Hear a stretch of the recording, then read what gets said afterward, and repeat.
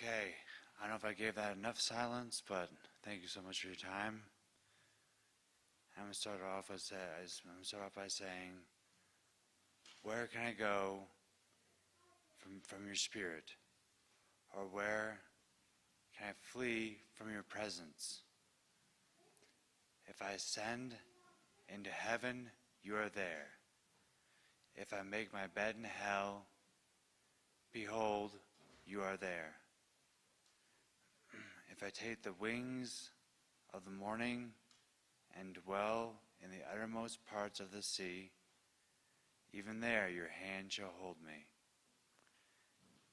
shall lead me, and your right hand shall hold me.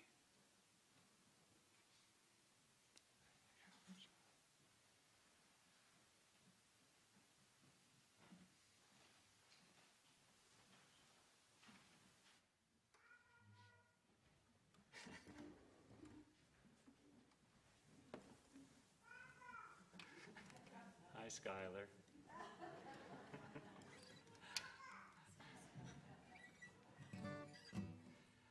Okay, so Nicholas asked me to help lead the service today, and I certainly was flattered when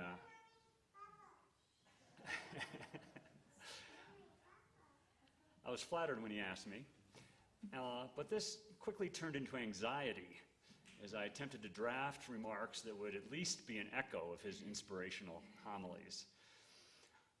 So to relieve my anxiety, I'm even wearing a vest today as a talisman. So maybe that'll help out. We'll see.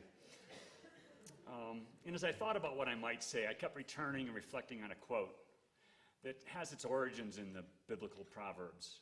Maybe you've heard it before. But better to remain silent and be thought a fool than to speak and to remove all doubt. Well, we'll see how it goes today. And I might say that part of the process of preparing for today has been getting comfortable with appearing a fool. I realize that this is an issue for all people of faith in today's largely sectarian and irreligious world. We need to be comfortable being thought of as God's fools. For how else can we hope to share the foolish, miraculous message of divine love with those whom we love? So that's what I'm going to attempt to do today. So here we go. The theme of my message today is choosing a miraculous life. And the delivery of my message is a bit different from what you're all used to with Nicholas. I'll be commenting on and then singing 3 different songs that are spiritual touchstones for me. All 3 are essentially about choosing to see the world as divinely miraculous and choosing to see the divine in every element of our lives, both the good and the bad. That was, sort of the message of Charlie's reading of Psalm 139. The divine is present everywhere we look if we have eyes to see.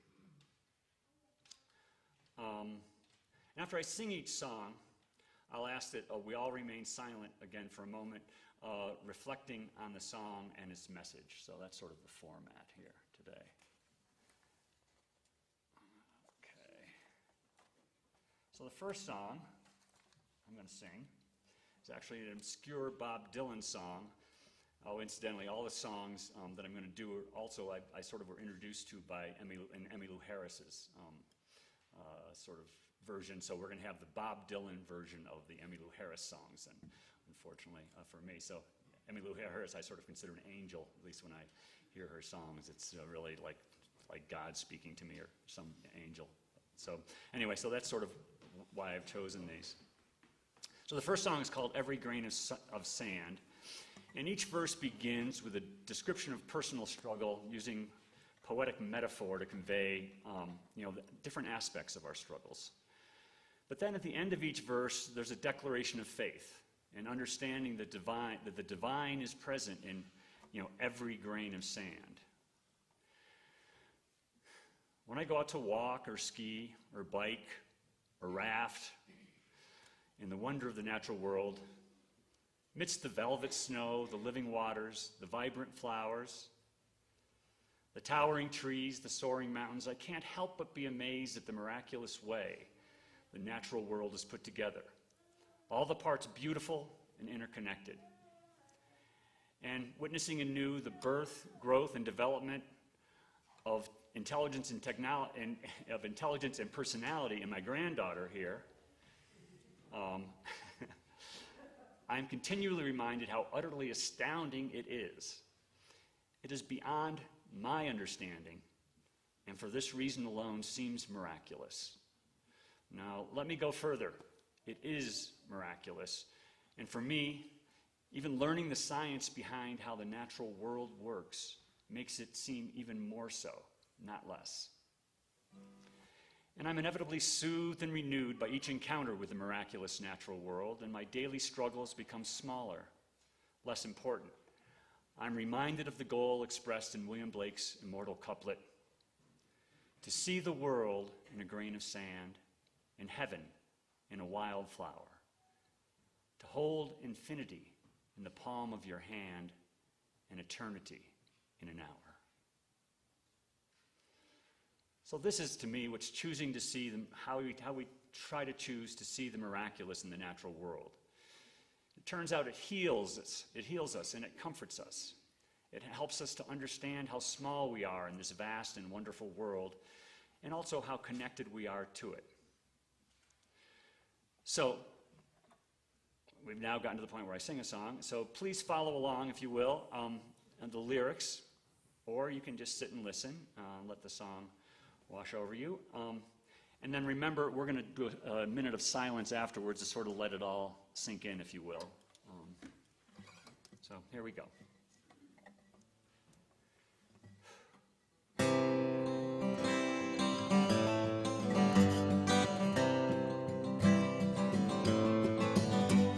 The time of my confession, in the hour of my deepest need, when the pool of tears beneath my feet, but every newborn seed, there's a dying voice within me, reaching out somewhere,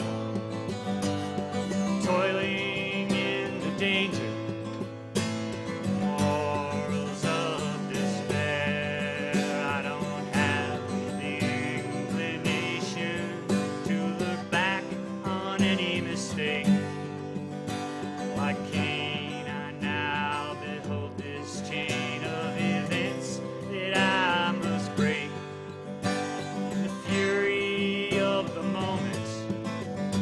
I can see the master's hand in every leaf that trembles, in every grain of sand. Oh, the flowers of indulgence and the weeds of yesteryear, like criminals, they have choked the breath of conscience and good cheer. The sun beat down upon the steps, time to light the way, to ease the pain of idleness, the memory of decay. I gaze into the doorway of temptation's angry flame,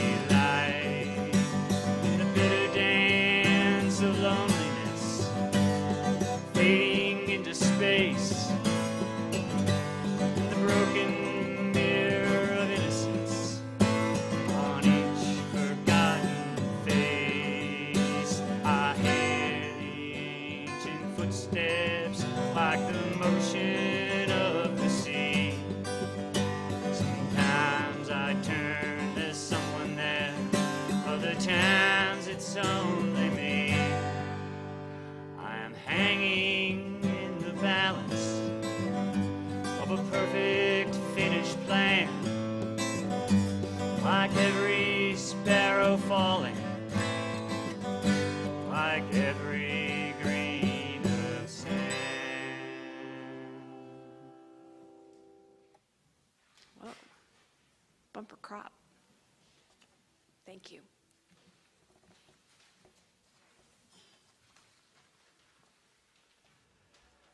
So today's Father's Day. And happy Father's Day to all the fathers of all sorts, both here and everywhere.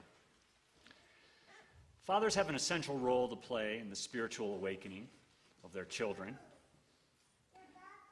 And it's not about telling them how to think or what to believe. And I'm sure all parents understand that this is most often counterproductive. No, it's about leading by example and being patient while the kids figure out for themselves how to think and what to believe. I have all 4 of my children and their spouses and my granddaughter and my wife sitting here today with us. My string of pearls. They've been witnesses to my example, my struggles and my sporadic growth, and my attempt to see the miraculous every day. In fact, they often jokingly mock me for my optimistic attitude, for believing, in spite of often contrary evidence, that everything works out for the best. And the second song I sing is about this belief. The belief that even our most painful struggles can produce something miraculous. It is the belief that it is often because of our painful struggles that we are able to grow in love. Pain and growth, it turns out, are intimately and inseparably intertwined. The song I'm going to sing was written by Emmylou Harris. It's called The Pearl. And again, like the Dylan song, it uses poetic metaphor to convey the struggles and pain of life, as well as the striving for something more. And the last verse suggests that our struggles and pains are like the grain of sand in an oyster that becomes something of surpassing beauty, a pearl. This is a wonderful metaphor for the miracle of divine love, which transforms us, whether we like it or not, even whether we believe it or not. It opens the door to a miraculous view of our struggles and pain, one that recognizes that these too are divine gifts that we can choose to help us grow in love. Let me tell you a personal story to illustrate what I'm talking about. 14 years ago, I made the phone call that every parent and every father dreads. I called the Jackson Hole Ski Patrol to learn about my son Charlie's condition after he'd been injured while skiing in a big mountain comp. All they could tell me at the time was, "We're trying to stabilize him so we can fly him to a hospital in Idaho. We're at least getting a blood pressure reading." Obviously bad news. This was the beginning of a long and painful journey for our family. We all flew immediately to Idaho to be by Charlie's side. And we stayed there through the 3 weeks he was in a coma, through 4 months at a traumatic brain injury rehabilitation hospital, and through many more months at our new home in Boulder, where we had moved so we could slowly nurse Charlie back to a new life. He had been transformed, reborn even. We all were. And every year we celebrate the day of his accident as his rebirth day. And now, 14 years later, I look back on what has become of our family. And I'm humbled by how we have been transformed in love by these events. We have been brought together in ways that seem miraculous to me now, in retrospect.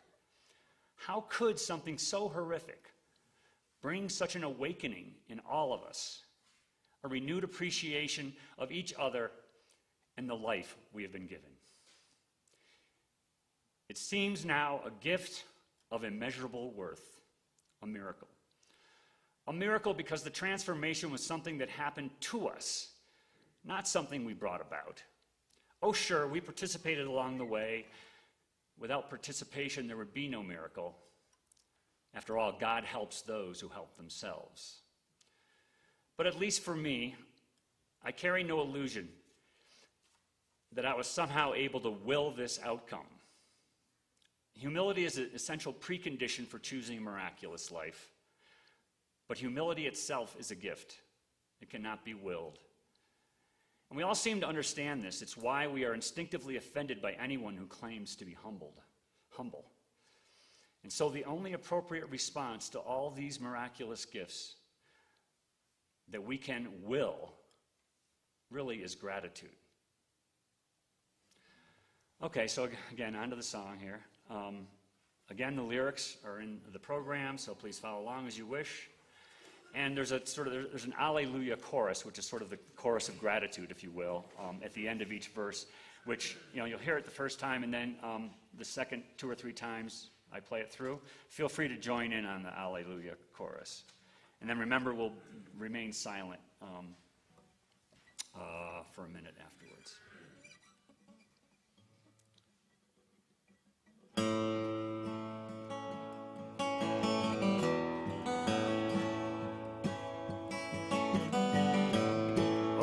Dragons are gonna fly tonight,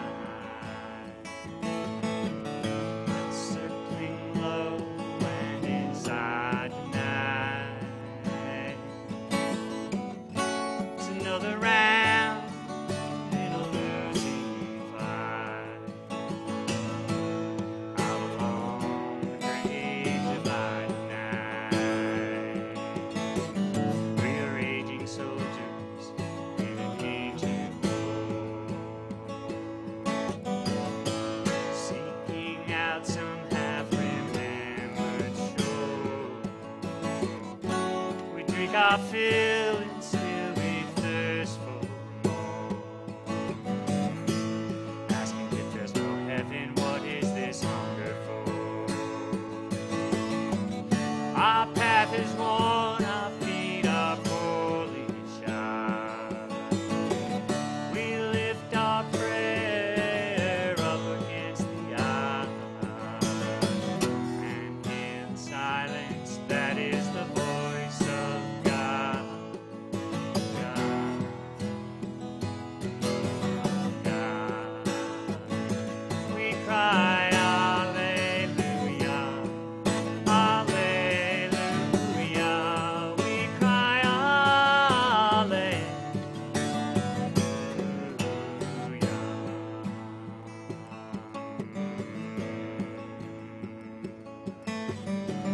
Sorrow is constant and the joys are free. The seasons come and bring no sweet relief. Time is a brutal but a careless thief. Takes a lot of leaves behind the grief. It is the heart that kills us in the end. Just one more old broken bone that cannot mend. As it was now and ever shall be. Amen. Amen. Amen.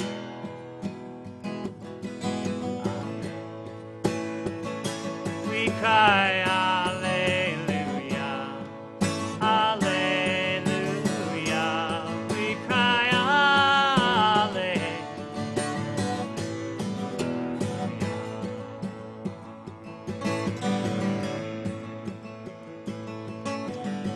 So there'll be no guiding light for you and me. We are not sailors lost out on the sea.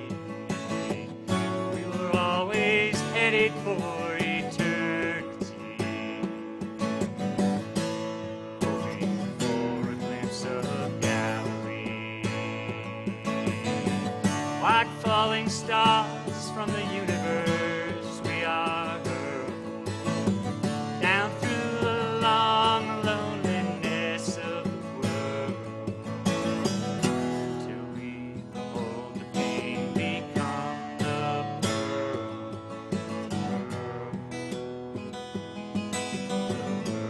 Everybody now. And we cry, Alleluia, Alleluia. We cry,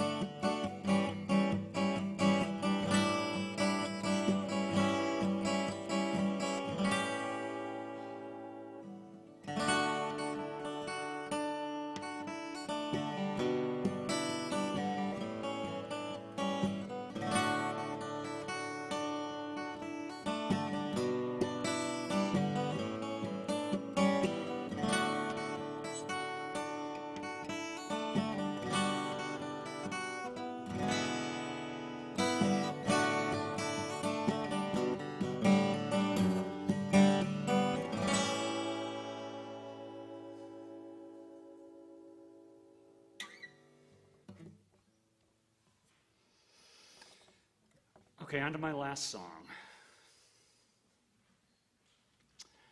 For the last song, I've chosen a very Christian song, really of an expression of pure faith, called All My Tears.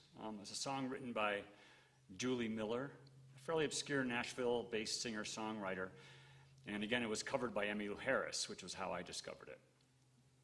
It's an unabashed statement of faith, evoking in me similar feelings to the feelings of calm I get when reciting Psalm 23, the Lord is my shepherd's psalm, which I just find very comforting. And rather than attempting a prolonged exegesis of the song, I just want to highlight lyrics in the first verse, which are something I often think about as part of my daily practice. And the words are, "The wounds the world left on my soul will all be healed, and I'll be whole." So to me, this is an essential aspect of a spiritual practice, the healing of the wounds that we inevitably experience as human beings. This is the work we are here to engage in, even while recognizing that achieving it is impossible without divine help, without grace. Whoever said time heals all wounds must have been an atheist, I think, because there's something more profound at work as our wounds are healed. Wounds miraculously can be healed, perhaps not completely, perhaps never completely until we see face to face. Okay, so here we go. Again, you can follow along with the lyrics in the program, or again, just sit and listen. And there's a repeating chorus, which if you want to join me on, you could do as well. So just bear with me for a second while I make sure I'm in tune.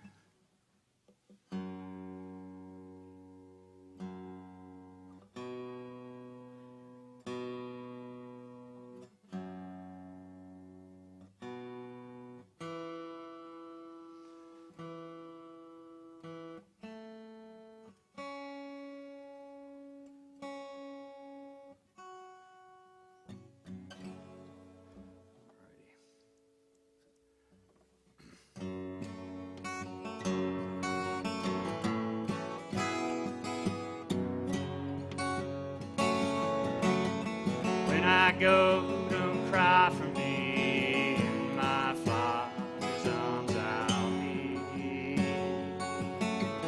Wounds the world left on my soul will all be healed now.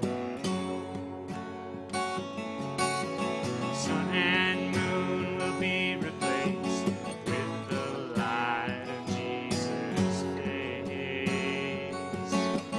And I will not be ashamed, for my Savior knows my name. Don't matter where you bury me, I'll be home and I'll be free. It don't matter where I lay, all my tears be washed away. Gold and silver blind the eye, temporary riches lie. So come and eat from heaven's store, come and drink and thirst more. So weep not for me, my friend,